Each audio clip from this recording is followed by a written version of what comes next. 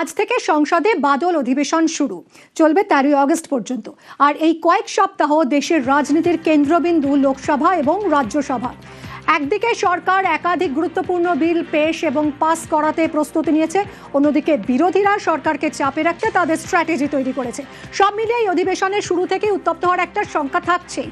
কি কি বিল আসতে চলেছে, কতটা গুরুত্বপূর্ণ এবারের এই বাদল অধিবেশন, সংখ্যার হিসেবেই বা সরকার পক্ষ তাদের অবস্থানে কতটা শক্তিশালী, এই সব কিছু নিয়েই জানবো, কথা বলবো। সরাসরি নয়াদিল্লি থেকে রয়েছেন আমাদের প্রতিনিধি মৈত্রেয়ী।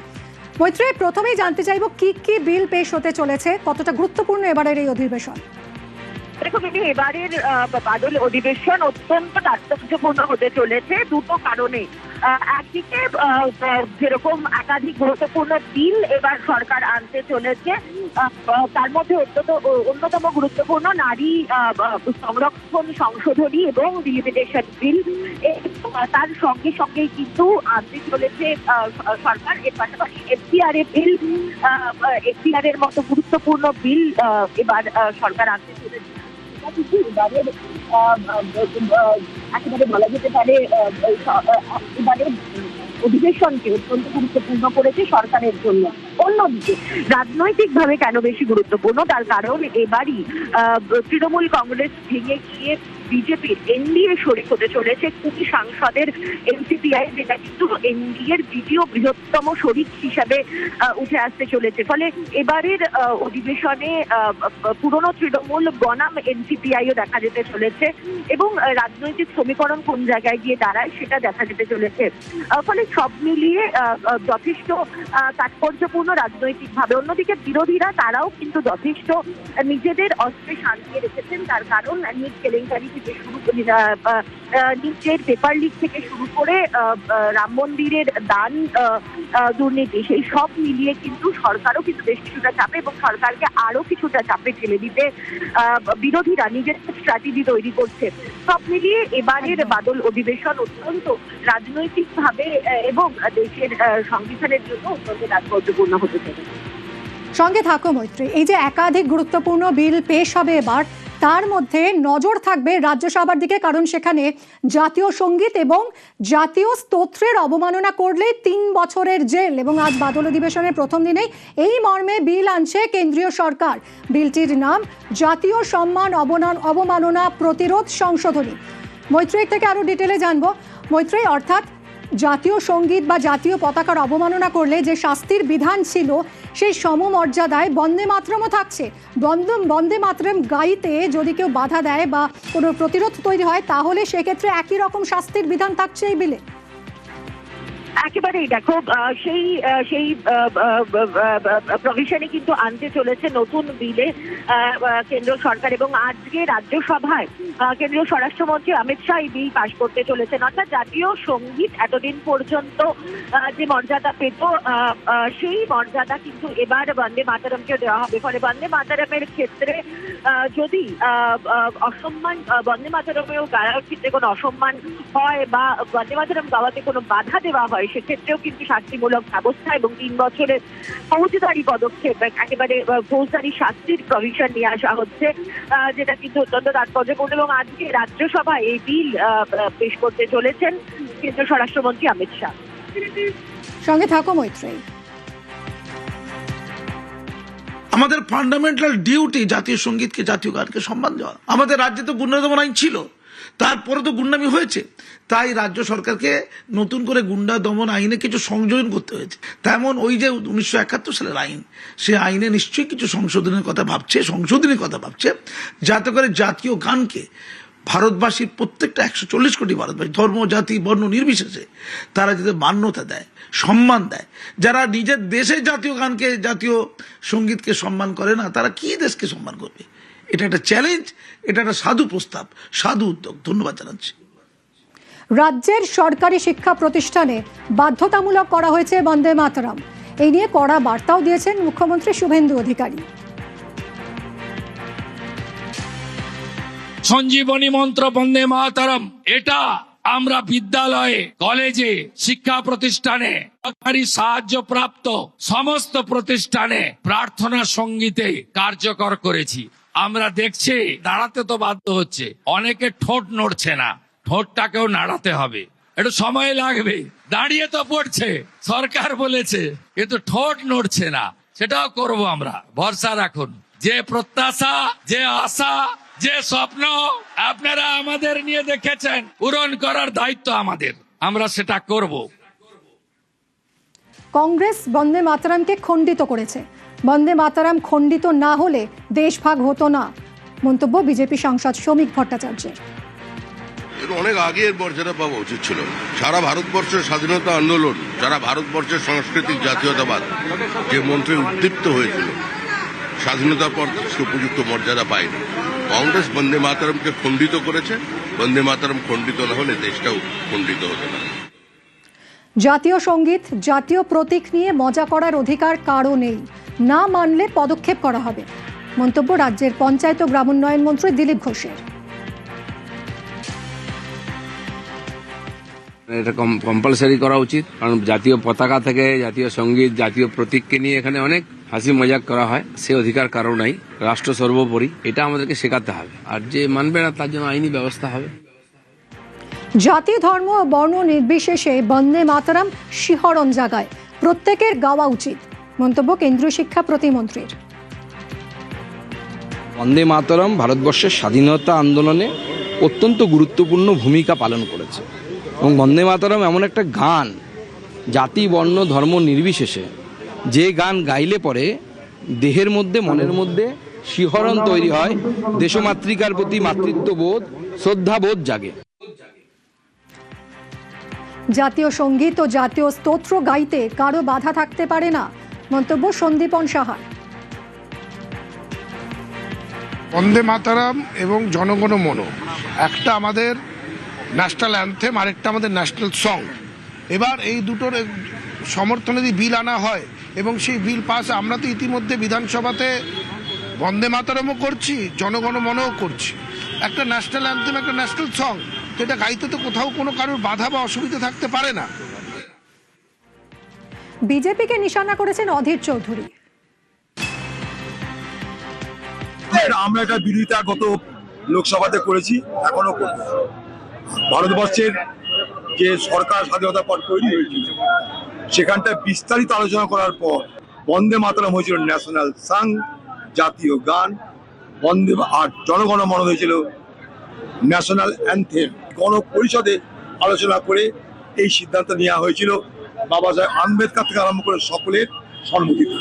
সেটাকে জোর করে বদলে দিয়ে নতুন করে বিজেপি তার আইডিওলজিক্যাল ভাবনাকে, তার আদর্শগত চিন্তাকে যদি মানুষ চাপিয়ে দেয়, এটা একটা সাংবিধানিক অন্যায় হবে। জাতীয় সম্মান অবমাননা প্রতিরোধ সংশোধনী বিলে আপত্তি জানিয়েছেন সিপিআইএম সাংসদ জন ব্রিটাস।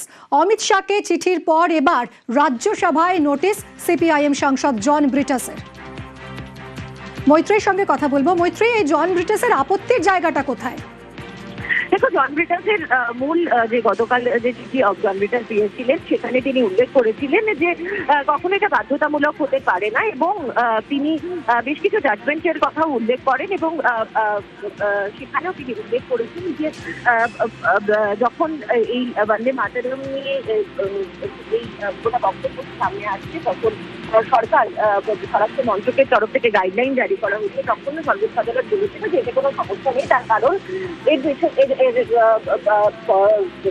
কোনো রকমের আইনি প্রভিশন নেওয়া হচ্ছে না। পাশাপাশি তার বক্তব্য যে জাতীয় সঙ্গীত এবং রাষ্ট্রীয় গীতকে সমমর্যাদা দেওয়া যায় না এবং এটা কখনো বাধ্যতামূলক হতে পারে না, সেই কারণেই তিনি এই বিলের বিরোধিতা করেছেন, এবং গতকাল তিনি বিরোধিতা করে কেন্দ্রীয় স্বরাষ্ট্রমন্ত্রীকে চিঠি দিয়েছেন, এবং আজকে তিনি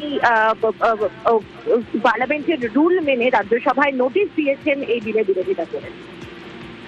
ধন্যবাদ মৈত্রী।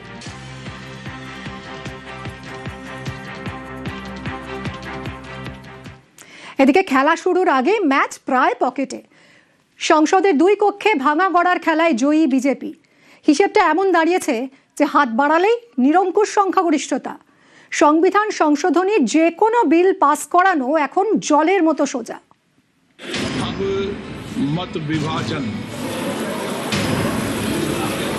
এপ্রিলের 16 থেকে 18 তারিখ বসেছিল সংসদের বিশেষ অধিবেশন, কিন্তু সংবিধানের 131তম সংশোধনী পাশ করাতে পারেনি কেন্দ্রীয় সরকার। লোকসভায় বিলের সপক্ষে 2/3 সংখ্যাগরিষ্ঠতা জোগাড় করতে ব্যর্থ হয় কেন্দ্রীয় সরকার। সেই ঘটনার 3 মাস 3 দিন পর সংসদে বাদল অধিবেশন শুরু হচ্ছে এবং সংসদের ভেতরের অঙ্কটা আমূল বদলে গিয়েছে। দিল্লির রাজনীতিতে কান পাতলেই শোনা যাচ্ছে একটাই গুঞ্জন, মিশন 360। কি এই মিশন 360? লোকসভার মোট আসন 543, তার মধ্যে বর্তমানে কার্যকরী আসন 540। 2/3 সংখ্যাগরিষ্ঠতা হচ্ছে 360। এপ্রিলে 360 সাংসদের সমর্থন আদায় করতে পারেনি কেন্দ্রীয় সরকার। এবার পরিস্থিতি কেমন? 2024 লোকসভা নির্বাচন অনুযায়ী সংসদে এনডিএর মোট আসন 293, কিন্তু বাস্তবের মাটিতে দাঁড়িয়ে পরিস্থিতিটা আলাদা। বিশেষ করে পশ্চিমবঙ্গে তৃণমূলের হারের পর পরিস্থিতি আরো বদলে গিয়েছে। কাকলি ঘোষ দস্তিদারের নেতৃত্বে তৃণমূলের 20 জন লোকসভা সাংসদ ত্রিপুরার আঞ্চলিক দল এনসিপিআইতে যোগ দিয়েছেন এবং এনসিপিআই এনডিএকে সমর্থনের কথা স্পিকারকে জানিয়ে দিয়েছে। তার সঙ্গে উদ্ধবপন্থী শিবসেনার 6 সাংসদ একনাথ শিন্ডে শিবিরে চলে গিয়ে এনডিএর শরিক হয়ে গিয়েছেন। ফলে এনডিএ বেড়ে দাঁড়িয়েছে 319-এ। এই অঙ্কের ওপর আরও অঙ্ক রয়েছে। শরদ পাওয়ার পন্থী 8 এনসিপি সাংসদ ও অন্ধ্রের জগনমোহন রেড্ডির 4 সাংসদও উসকুস করছেন বলে শোনা যাচ্ছে। তাদের যোগ করলে আরে বহরে এনডিএ দাঁড়াচ্ছে 331-এ। রবিবার তামিলনাড়ুর ডিএমকে ইঙ্গিত দিয়েছে মহিলা সংরক্ষণ ও আসর পুনর্বিন্যাসের সংবিধান সংশোধনী বিলে তারা ইস্যুভিত্তিক সমর্থন দিতে পারে। ডিএমকে সমর্থন পেলে লোকসভায় 2/3 সংখ্যাগরিষ্ঠতাকে প্রায় ছুঁয়ে ফেলবে এনডিএ। লোকসভার তুলনায় রাজ্যসভার অঙ্কটা বিজেপি সরকারের পক্ষে সহজ। রাজ্যসভায় 2/3 সংখ্যাগরিষ্ঠতা পেতে 164টি আসন প্রয়োজন। রাজ্যসভার সমীকরণটা আরো সরল হয়ে গিয়েছে। আম আদমি পার্টির 7 রাজ্যসভা সাংসদ বিজেপিতে চলে গিয়েছেন। তার সঙ্গে তৃণমূলের 3 রাজ্যসভা সাংসদ ইস্তফা দিয়ে বিজেপির প্রার্থী হয়ে জিতে এসেছেন। ফলে রাজ্যসভায় এনডিএ শক্তি প্রায় 152। তার সঙ্গে ওড়িশার বিজু জনতা দলের 5 সাংসদকে ধরলে অঙ্কটা দাঁড়ায় 157, যা 2/3 সংখ্যাগরিষ্ঠতা থেকে মাত্র 7 কম। তৃণমূলের রাজ্যসভা সাংসদ কোয়েল মল্লিকও ইস্তফা দিয়েছেন, কিন্তু নিজের গন্তব্য এখনো স্পষ্ট করেননি। কোয়েল কি করবেন জানা গেলে রাজ্যসভার অঙ্কটা আরো একটু বদলাবে। নিউজ 18 বাংলা। রাজ্যের আইন শৃঙ্খলা নিয়ন্ত্রণে শাহী বৈঠক, কড়া পদক্ষেপ নিতে চলেছে রাজ্য সরকার। গতকাল বৈঠকে নির্দেশ দিয়েছেন কেন্দ্রীয় স্বরাষ্ট্রমন্ত্রী অমিত শাহ। রাজ্যে তৈরি হবে স্পেশাল ইনভেস্টিগেশন এজেন্সি। কথা বলবো সোমরাজ আমাদের প্রতিনিধির সঙ্গে। সোমরাজ, এই স্পেশাল ইনভেস্টিগেশন এজেন্সি কিভাবে কাজ করবে, কি নির্দেশ দিলেন কেন্দ্রীয় স্বরাষ্ট্রমন্ত্রী?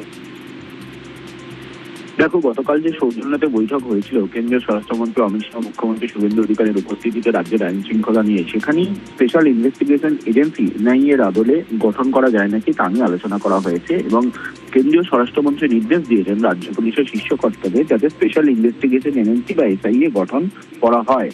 ন্যাশনাল ইনভেস্টিগেশন এজেন্সি বা এনআইএ গোটা দেশ জুড়ে যেভাবে কাজ করে ঠিক একইভাবেই স্পেশাল ইনভেস্টিগেশন এজেন্সি বা এসআইএ এ রাজ্যে কাজ করবে। কিভাবে কাজ করবে, কোন কোন পুলিশ আধিকারিকরা থাকবেন, সেই ফর্মুলা তৈরি করার জন্যই রাজ্য পুলিশের শীর্ষ আধিকারিকদের পরিকল্পনা তৈরি করার কথা বলা হয়েছে, তেমনটাই সূত্র মারফত খবর। এর পাশাপাশি অ্যান্টি নার্কোটিক্স টাস্ক ফোর্স এবং অ্যান্টি টেরোরিস্ট স্কোয়াড অর্থাৎ এটিএস সেই গঠনের কথাও রাজ্য পুলিশের শীর্ষ আধিকারিকদের বলেছেন কেন্দ্রীয় স্বরাষ্ট্রমন্ত্রী অমিত শাহ গতকালকের বৈঠকে। তুমি দেখেছো এটিএস ইতিমধ্যেই মহারাষ্ট্র রয়েছে, উত্তরপ্রদেশে রয়েছে, সেই আদলেই এটিএস গঠনের কথাও বলা হচ্ছে। পাশাপাশি অ্যান্টি নার্কোটিক্স টাস্ক ফোর্স গঠনের কথাও বলা হয়েছে গতকালকের বৈঠক। অর্থাৎ রাজ্যে সার্বিকভাবে আইন শৃঙ্খলা জোরদার করতেই এবং সুরক্ষিত করতেই এই পদক্ষেপ নেওয়ারগুলি কথা কেন্দ্রীয় স্বরাষ্ট্রমন্ত্রী বলেছেন বলে সূত্রের খবর। ধন্যবাদ সোমরাজ।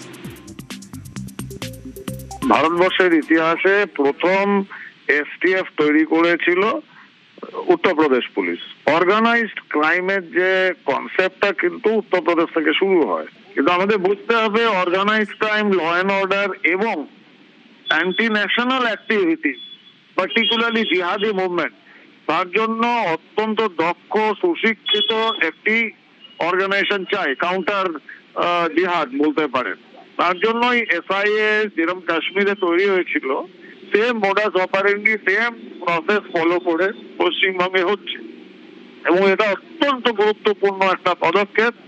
আমি ভারতবর্ষের মাননীয় স্বরাষ্ট্রমন্ত্রী এবং পশ্চিমবঙ্গের মাননীয় মুখ্যমন্ত্রীকে আমি অভিনন্দন জানাই এত যুগোপযোগী একটা সঠিক সিদ্ধান্তের জন্য। আমি বিশ্বাস করি পশ্চিমবঙ্গে অ্যান্টি জিহাদি মুভমেন্ট যে পুলিশের অ্যাকশন সেটা আরো বেটার হবে, আরো সুতীক্ষ্ণ এবং সুদৃঢ় হবে। এসআইএ তারা ইনভেস্টিগেশন করা, ট্র্যাকিং করা, অ্যানালিসিস করা এগুলো কিন্তু এসআইএ করবে এবং যে কেসগুলো রাষ্ট্রদ্রোহিতার অভিযোগে যাদের গ্রেফতার করা হবে সেগুলো ডিল করা এইটা এসআইএ করবে। বিশেষ করে যে রাজ্যগুলোতে জিহাদের প্রকোপ রয়েছে বা জিহাদের আতুস্থল হয়ে রয়েছে সেগুলোতে এসআইএটা খুব দরকার। এটিএস এর মতো হবে, এসআইএ এর মতো হবে, সংযোগ স্থাপন করে তারা কোঅর্ডিনেট করে স্টেট পুলিশের সঙ্গে কাজ করবে এবং এনআইএর সঙ্গে সম্পর্ক রাখবে।